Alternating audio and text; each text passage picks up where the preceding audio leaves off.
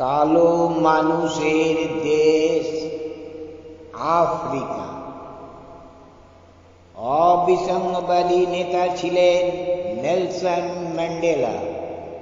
জন্ম হয়েছিল 18 জুলাই 1918। তাকে নিয়ে রচনা লেখা বিশ্বনাথ বোস পল্টু। নেলসন ম্যান্ডেলার দেশ আফ্রিকা। ম্যান্ডেলা ছাড়াও আরো অনেক মানুষের চেষ্টায় গণতন্ত্র সেখানে পেয়েছিল প্রাণ, হয়েছিল তার উত্থান। কিন্তু হায়, বিদেশি বণিকের সর্বগ্রাসী তৃষায় ক্ষুব্ধ অভিমানে গণতন্ত্র সেটা থেকে নিয়েছিল বিদায়। ব্যর্থ হয়েছিল গণতন্ত্রের আরাধনা। ফিরে গেল মানুষ পশুর স্তরে। ক্ষুদ্র রাষ্ট্রে বিভক্ত আফ্রিকার কালো চক্ষে আজ অশ্রু ঝরে। পাঠ বিশ্বনাথ বোস পল্টু। কালো মানুষের দেশ নেলসন ম্যান্ডেলার দেশ। সেখানকার একটি ঘটনা। অনুবাদ অজানা। সংগ্রহ ও পাঠ বিশ্বনাথ বোস পল্টু।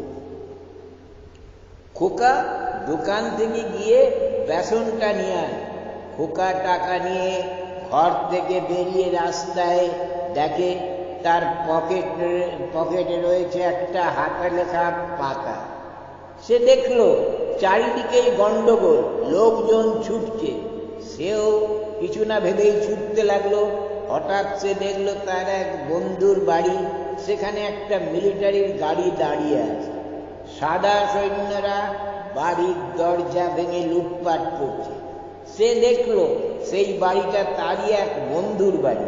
এমন সময় একটি সাদা সৈনিক তাকে দেখেই ছুটে এসে তার মাথায় লাঠি চালাল।